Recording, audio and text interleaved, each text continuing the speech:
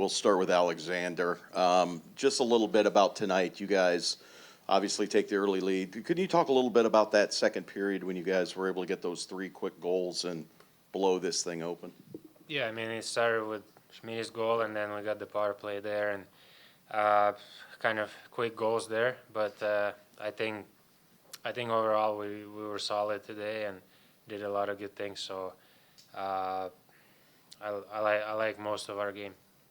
And Nate, just your first goal, the joy on your face, we could see it from the press box, and then you get the second one. Just a little bit about how you've really worked your way into this team and to be such a big part of a big opening night win.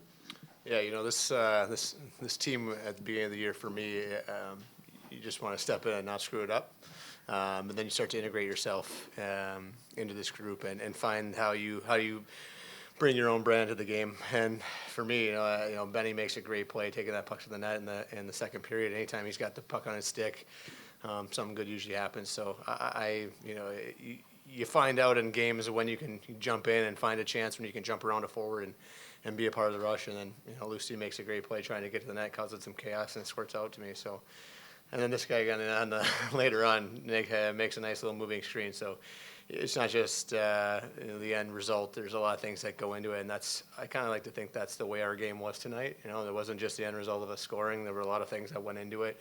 A lot of forecheck routes by our guys that created turnovers that made it harder for their defensemen to get it to their forwards, and that's what I think needs to happen for us moving forward to be successful. For both of you guys, we all know the impact that Matthew Tkachuk can make, but just what kind of spark did he give you guys, especially after being without him for a couple months? I've talked enough about him. Okay. So you can. Okay. He's not really a guy you can put a label on, right? Because he's such a unicorn of a player. But I think more than anything, just how he is in the room. Getting the guys fired up before the game. You feel his energy, you feel his excitement in the locker room, and I think it takes the edge off of guys quite a bit. The edge off of guys to be vocal, the edge off guys to the things he says before the game to keep the room light, and I think that's the kind of thing that doesn't show up all the time. But you see him be able to step into a game and be impactful. That's just the way he is, and I mean that's the type of player he is. He's a playoff player that comes into a game and does what he does tonight. For Nate, the game you had tonight, given sort of how you got to this point, just reflect on sort of that journey and getting here and having what you did tonight. Yeah, no, thank you. It's a long way to South Florida, right? And I find that for me, it was the one thing I heard about this team, and how they treat each other and how they take the everyday look at it.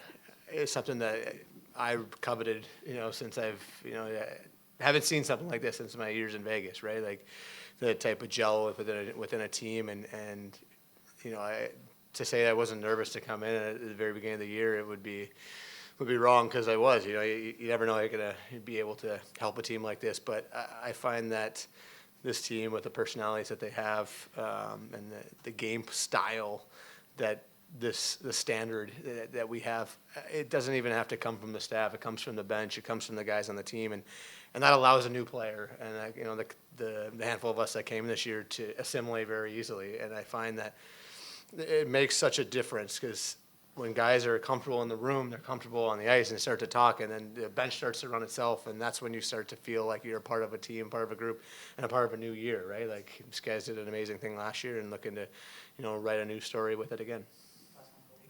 I mean, when you guys played Tampa 3 years ago, Sasha, you guys only scored 3 goals on Andrei Vasilevsky, and then this year you already scored 6 in Game 1 by kind of getting the body in front of him. I mean, what did you learn from that series on how to deal with a guy like Andrei Vasilevsky, and kind of what's changed now that you guys have been able to put together a performance like that today?